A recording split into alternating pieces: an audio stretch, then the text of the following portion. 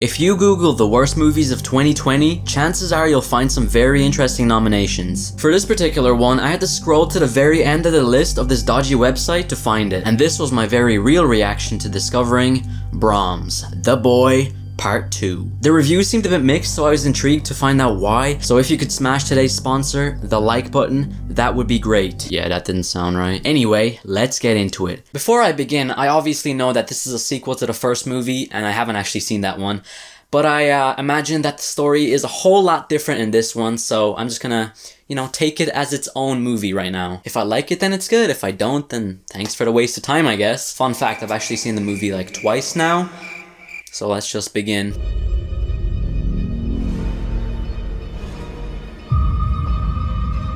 So this boy named Jude discovers a doll in the woods that he decides to keep as his imaginary little friend, I guess. It's not sinister looking or anything. The doll's name is Brahms. It likes to wear shirts and sweaters all the time, and apparently the little dude could even dress himself. I'm not kidding. You dressed him yourself. Like, that's impressive. He's like a real child, which is just unsettling. The first minute of the movie opens up with some creepiness to establish that this is in fact a horror movie and not just a prank. The kid almost gives his mom a heart attack. And I like how the father is just like, "Oh yeah, it's a good old fake feet trick. That's exactly what we did for fun back in the day." Real sneaky, you two. I'm telling you, it's not a horror movie. It's just a prank, bro. I'm joking! Stop! And this movie is filled with some of those pranks. I'm too old to still sleep with the teddy bear. You're never too old for anything, alright? I had this fluffy lion toy in my bed till I was like 14. Anyway, we're left in the house with just Jude and the mother, and they go to sleep. Later in the night they hear something downstairs, which I guess frightens the mother because she wakes up. She obviously assumes it's her son just a prank broing her again, but no.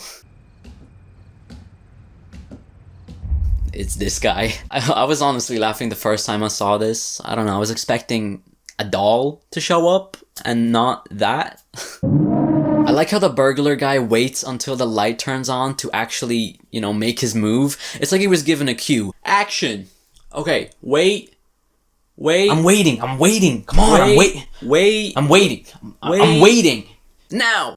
This is so stupid. What are we doing? Also, we never really understand why this happened in the first place and who those guys even were. It feels a bit like lazy writing when you have no context or reason as to why these ninja looking dudes pull up to your house, and we never do get an answer, except for that it was a random senseless burglary. So then we skip to 5 months later. Originally, I thought the mother had been actually killed in the incident, but I guess she's just fine with the occasional, nightmares of what happened that night. It turns out the boy doesn't want to speak anymore. Like, he's mute, even to his parents. So he just writes in his notebook, "I want potatoes," and then they give him potatoes. I can imagine him writing "double whammy cheeseburger," and the mom is like, "Oh yeah, your wish is my command, son. Here you go, here's your double whammy cheeseburger." The fact that they're still so clearly miserable after the whole burglary incident, even 5 months after, just kind of baffles me. Of course, it was traumatic and shocking, but they could at least, try to lighten the mood. At the end of the day, it was just... Okay, I'm gonna stop. Like every horror movie ever, we get the moving to a new house cliche. They go from being spoilt townies to spoilt country folk living beside this guy. That's basically their neighbor, Joseph, and they couldn't make it more obvious with the music. Oh, well, I bet we'll be best of friends in no time.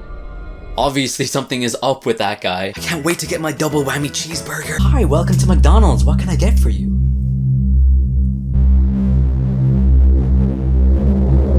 During their tour of the new house, they decide to explore the forest and just forget about the kid that was right behind them. As you would. It's not a horror movie if you don't notice someone missing that was right there just a second ago. I swear these movies just make it so infuriating. Like, 1 minute the kid is there, the next he's in Bulgaria or some shit. I don't care, I'm looking at that again. Come on, Jude. Do you see what I mean? Like, he literally looked right back at him. It's so blatant. This movie would have never existed if this didn't happen, Jude wouldn't have found the stupid doll if he didn't have such unaware parents. What do you say, Jude? Jude? What do you say, Jude? Does anyone here believe in love at first sight? Because that's just adorable. Just look at him. Brings a smile to my face. I've also noticed the dress code for Brahms over here. He's a fancy suit and tie kind of guy, but I was thinking of maybe giving him like a hypebeast hoodie or something. New Brahms clothes every day. See, that's what I'm saying. These rules are a bit strange. There's every night bedtime story and kiss goodnight. This thing be like a whole package deal. You have to like properly look after it. Almost as good as the 12-inch vintage boy doll rough-fed cute old baby doll infant childhood collectible. Okay, I have one question for this scene.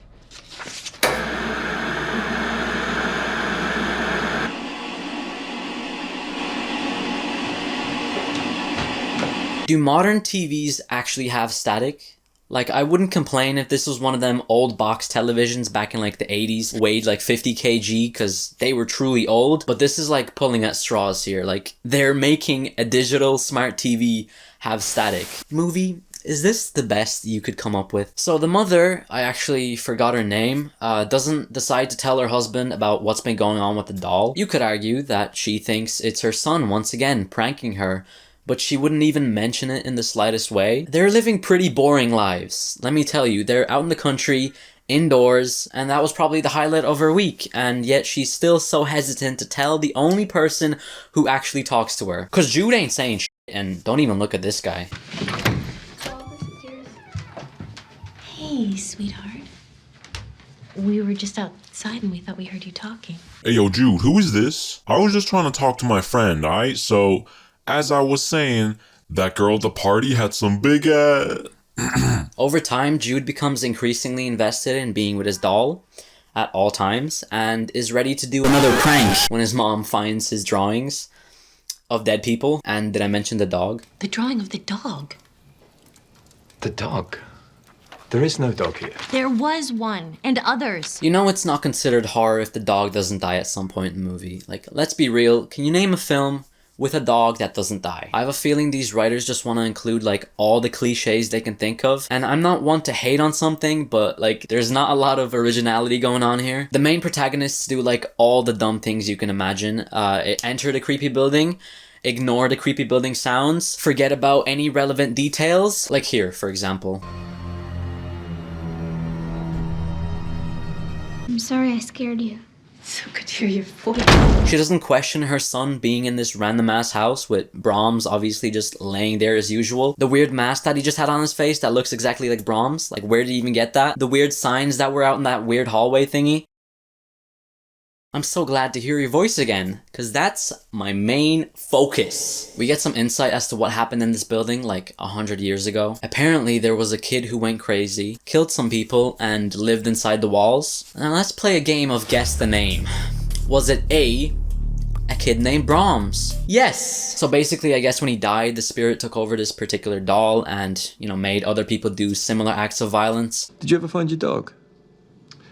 Yes, I did. I'm afraid Oz was found gutted in the forest. I'm sorry to hear that. Alright, dead dog in the forest. Let's move on with our day as if nothing happened and not question a single thing, because why would we? We in a horror movie. Alert! Alert! One of Brahms's rules have been broken. The family invite over some guests, which is obviously against the rules. There's nothing to do outside. There's nature.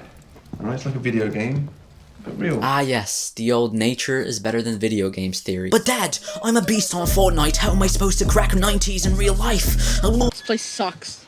There's nothing to do here. Hey, you're breaking it! Shut up, Nutter. Stop it, Liz! Ooh, you're sticking up for your Nutter boyfriend now. I don't know what this kid even is. His character seems to be so forced to be unlikable that it just makes his acting really cringe. It's almost unbearable to watch this. He ends up getting slightly injured. Later on, the mother figures out the code for the doll, which was actually upside down this whole time. She was looking for like the reference number that would conveniently tell you everything about its history. Meanwhile, the father is at the hospital and conveniently again, he speaks to some random stranger who seems to know everything about where they live. Oh, you mean the Heelshire place? Christ, you couldn't pay me money to stop there. You what? You don't know? Oh, you know Glenview Estates? Let me just recite everything I wrote in my 4,000 word essay I did on it last night. Something to do with a son living inside the walls for years. Like he's actually spitting facts, no pun intended. It's all a bit too well timed for the plot. Like everything falls into place perfectly. The guy mentions Crazy Joe, or Joseph, the guy we met earlier, which makes the dad go, "Oh shit!" and run off. Okay, let's stop for a minute. If you're moving into a new house, wouldn't you at least research any information on it beforehand? All the relevant information and links and articles would have been there, considering, you know, the whole town knows about this popular story. So once again, we've added to the dumb logic of horror movies. So back at home, Jude and Brahms, the doll, disappear once again, making the mother go back into the creepy mansion. And then the doll gets smashed in the head.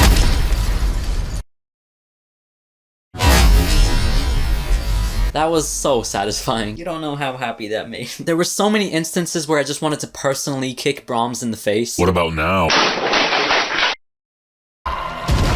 We get a happy ending, and then this happens. I love you, sweetie. Love you too. I think we'll be happy here. What? So anyway, that's really it. It kind of just felt like a, you know, PG-13 horror movie. It wasn't anything too crazy, had, you know, the occasional jump scares, and it would leave me having nightmares if I watched it at 11 o'clock. Overall, you know, the movie kind of used a lot of cliches that we're used to. It was a bit predictable. So if you enjoyed the video, leave a like and a comment suggesting any other movies you want to see me make a video on. And yeah, subscribe to the channel because we're getting close to 2,000 subscribers. Remember, this is not BS. Join my crib. Thank you for watching.